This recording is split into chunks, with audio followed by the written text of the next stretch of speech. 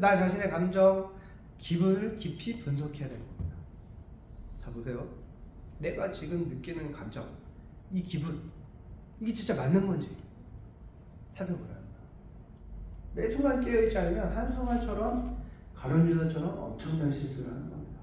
가룟유다처럼. 여러분, 하나님의 말씀으로 여러분의 생각과 감정을 점검하고 다스리시기 바랍니다. 사탄한테 지금 내가 쓰임받고 있는 건 아닌지, 내 약한 부분 때문에. 여러분의 약점을 조심하고 말씀 안에서 깨어있으시기를 축복합니다. 자, 두 번째로 하나님께서 우리의 모든 것을 합력하여 선을 이루신다라고 하는 것을 믿어야 돼요. 그죠?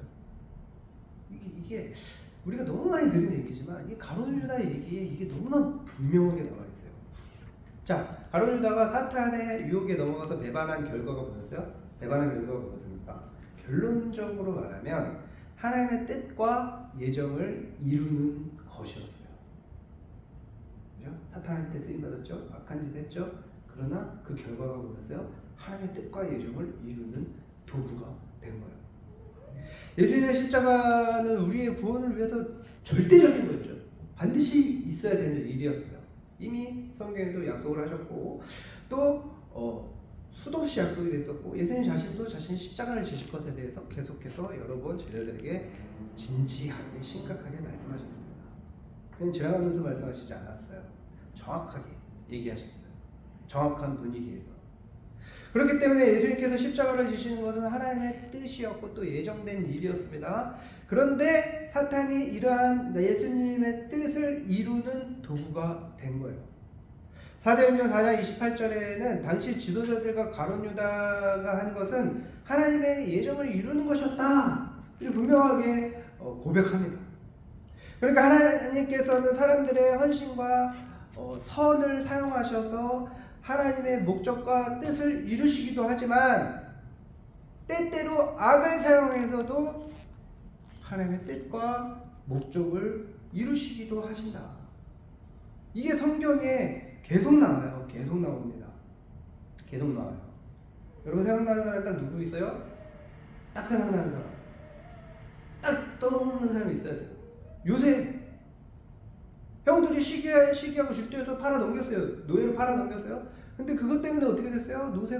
요셉이 너무너무 고생했지만 너무너무 고생했지만 요셉이 뭐라고 고백합니까? 요셉이 그 고생을 하면서 하나님의 뜻을 알고 보니까 이게 형들의 그 잘못 악을 하나님이 선용하셔서 생명을 구원하시려고 나를 이곳에 보내시구나.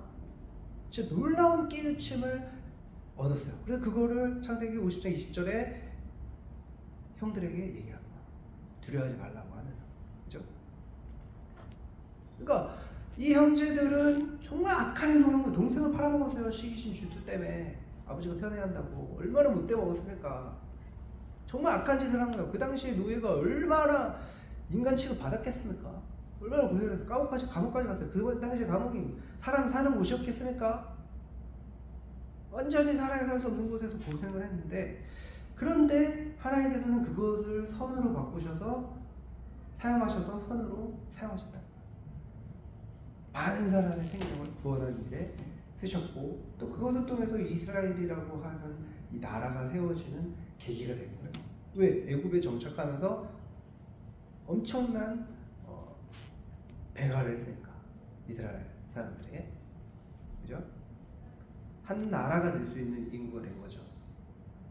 그러니까 하나님께서 또 이스라엘을 애굽의 노예에서 구원하실 때도 어떻게 하셨습니까? 바로 왕의 강팍감을 사용하셨습니다. 그죠? 가룟유다도 바로 이런 일에 바로 왕과 같은 경우에 해당될 수 있습니다. 사탄은 예수님의 구속 사역을 방해하려고 정말 별의별 짓을 다 하는 거죠. 별의별 짓을. 그러나 하나님께서는 오히려 그것까지도 선용을 하셔서 하나님의 뜻과 목적을 이루셨습니다. 그렇죠? 악을 이용해서 하나님의 뜻을 이룬 거예요. 악까지도 이용하셨습니다. 하나님은 이렇게 하나님의 뜻을 이루십니다. 어떻게? 아무리 사단이 발악을 하면서 하나님의 뜻을 방해하려고 해도 하나님은 그것까지도 사용하시는 거예요. 욥을 보세요. 욥도 그런 거잖아요. 나중에 더 큰 복을 주셨습니다. 욥에게. 여러분 이렇게 귀하게 여기신다는 거예요. 머리털을 세실 정도로 관심을 가지시고 소중하게 여기신다는 거예요. 귀하게 여기신다는 거예요.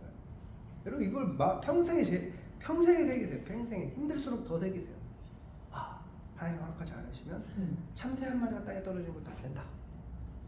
여러분 우리는 아무리 어렵고 힘든 상황에서도 하나님의 섭리가 있음을 믿어야 됩니다.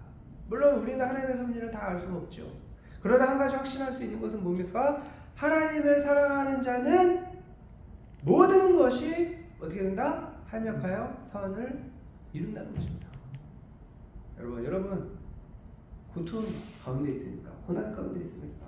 또 일이 잘 풀리지 않습니까? 생각한 대로 잘 안 됩니까? 너무너무 그 시간이 길어지고 있습니까? 그러나 기억하시기 바랍니다. 하나님께서는 여러분의 모든 상황을 알고 계신다.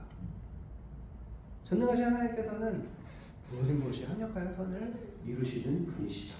하나님의 손을 벗어난 일은 없다. 하나님께는 문제는 없고 계획만 있으실 뿐이다. 아멘. 하나님께서는 만물을 주관하시고 역사를 주관하십니다. 우리의 모든 것을 사용하셔서 그분의 예정하신 뜻과 목적을 이루어가세요. 그러면 우리는 하나님의 이 절대 주권을 인정해야 되는 거예요. 설사 이해되지 않더라도 하나님 모든 것을 이해할 수는 없지만 하나님을 신뢰합니다 라고 고백해야 되는 거예요. 여러분 어떠한 도전이나 어려움이 있다 할지라도 염려하지 말고 담대하며 당당하시기를 바랍니다.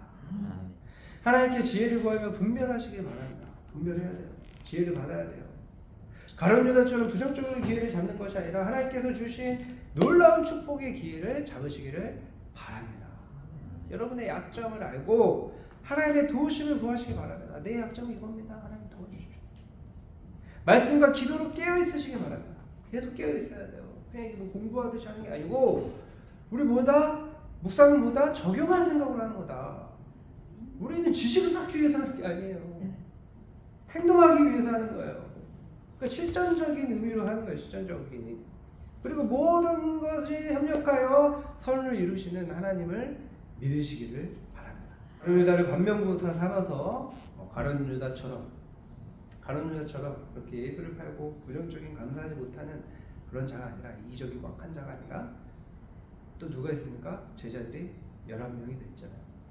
베드로와 야고보와 요한처럼 잠깐 실수는 할 수 있어도 완전하지 않더라도 결국은 하나님과 함께하며 쓰임받는 그래서 열매 맺는 저와 여러분 되시기를 주님의 이름으로 축원합니다.